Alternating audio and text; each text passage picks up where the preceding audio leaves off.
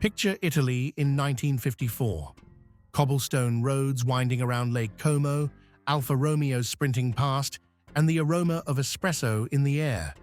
Across the ocean, Detroit kept building massive chrome-covered sedans, heavy and proud.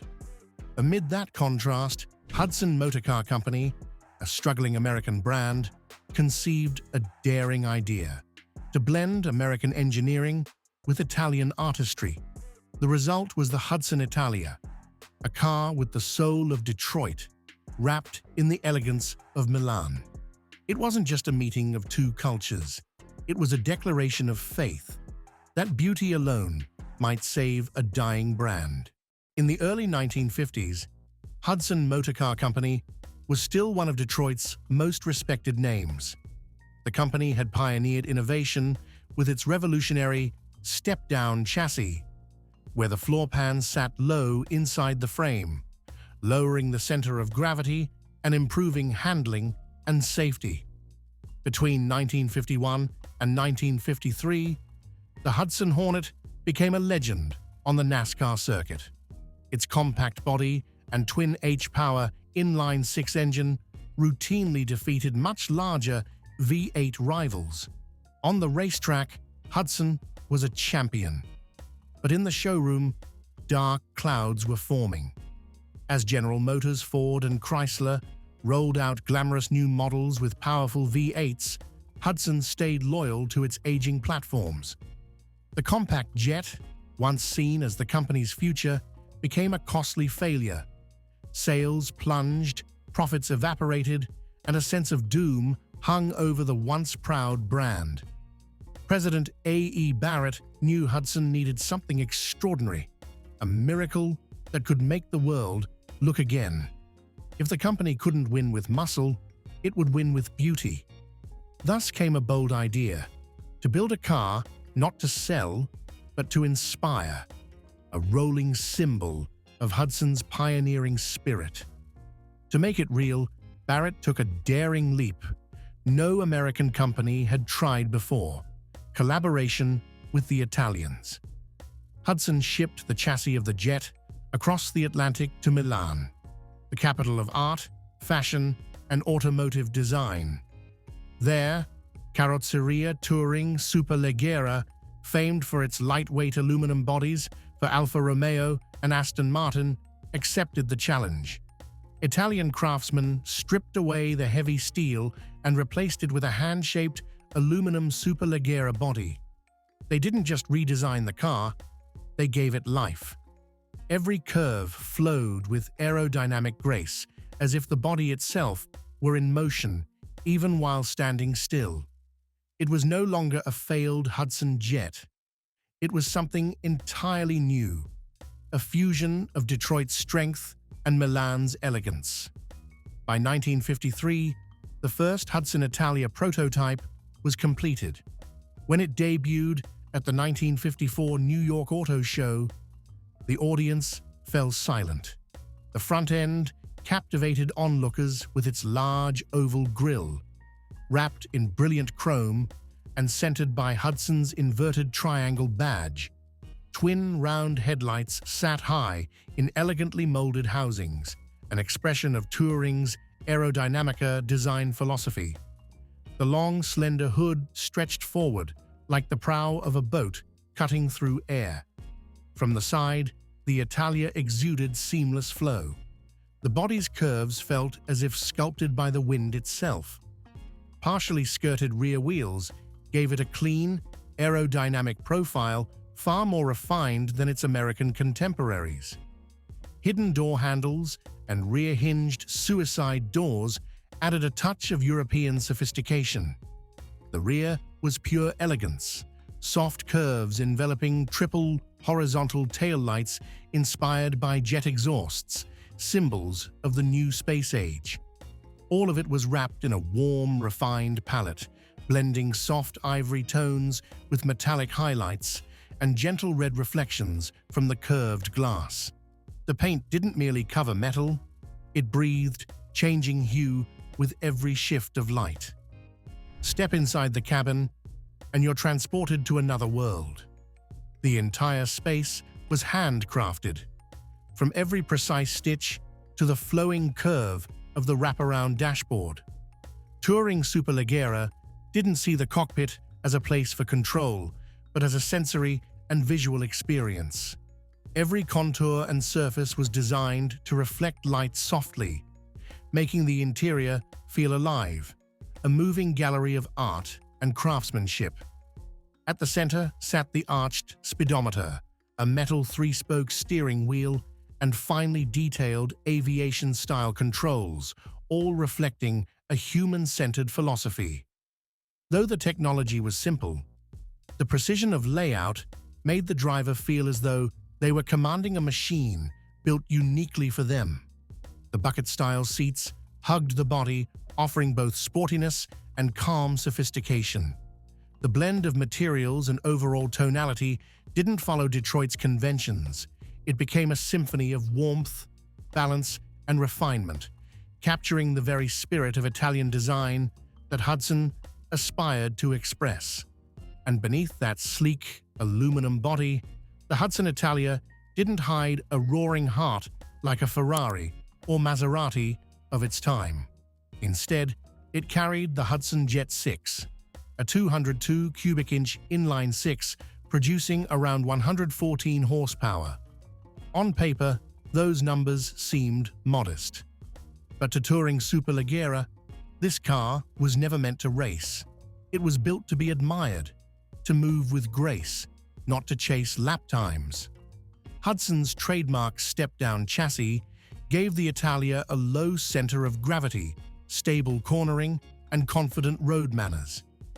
Thanks to its lightweight aluminum construction and balanced proportions, it delivered a surprisingly nimble and precise driving feel, something rare among American cars of the early 1950s. The engine started smoothly, its tone mellow and subdued, more like background music for a drive through Rome than the roar of Daytona. Every press of the pedal wasn't about speed. It was a reminder that perfection isn't measured in miles per hour, but in the feeling it gives you. But behind the glamour, Hudson knew they were gambling everything. Each Italia was handcrafted in Italy, then shipped to the United States by sea.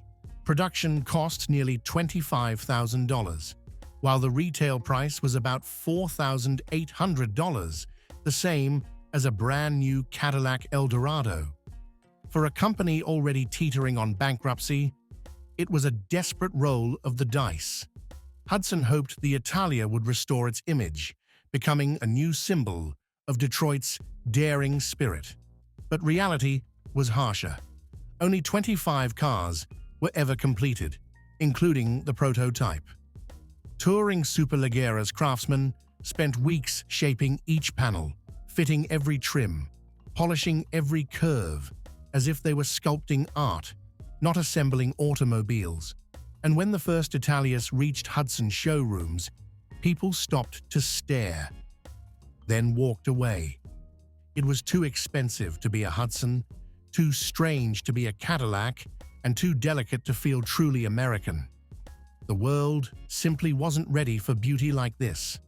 America in the 1950s worshipped power and spectacle. Cadillac's towering tail fins, Ford's Thunderbird, and Chevrolet's Corvette ruled the roads with their might and flash. The Italia, light, refined, graceful, felt like a jazz solo played in the middle of a rock concert. The press adored its design, but balked at its price.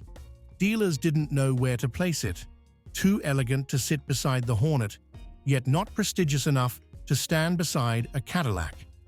Investors asked bluntly, "It's beautiful, sure, but who's going to buy it?"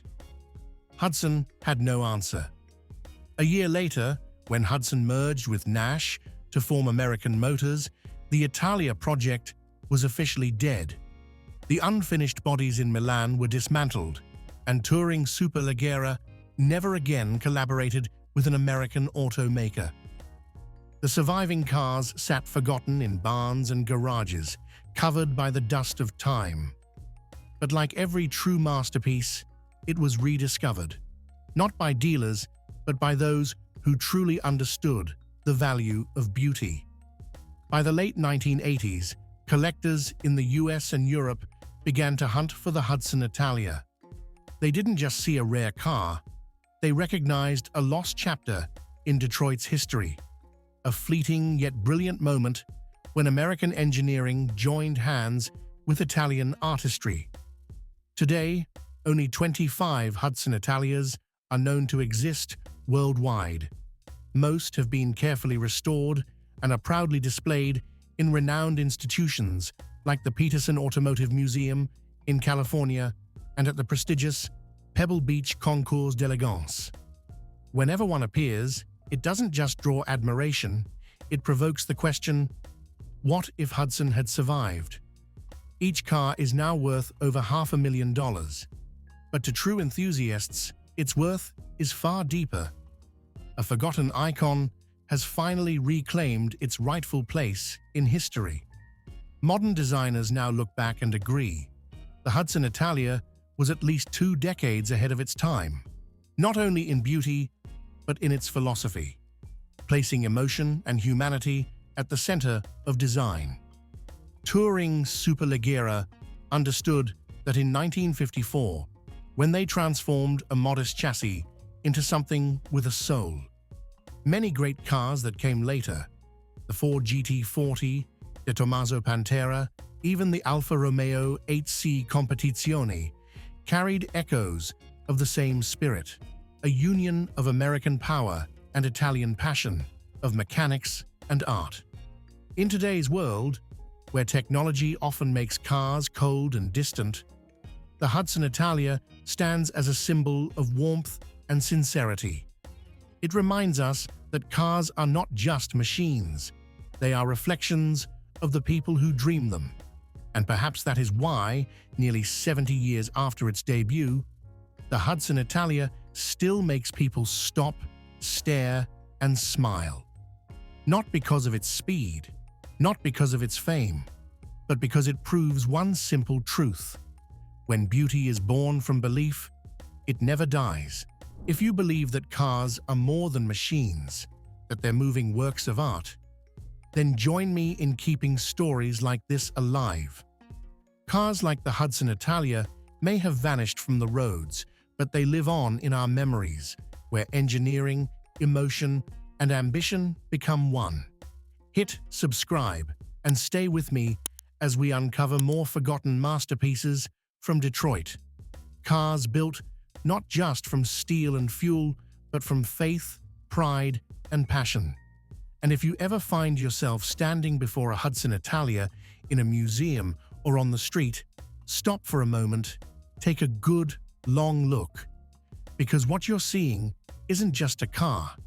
It's a dream shaped in metal from a time when people still believed in beauty.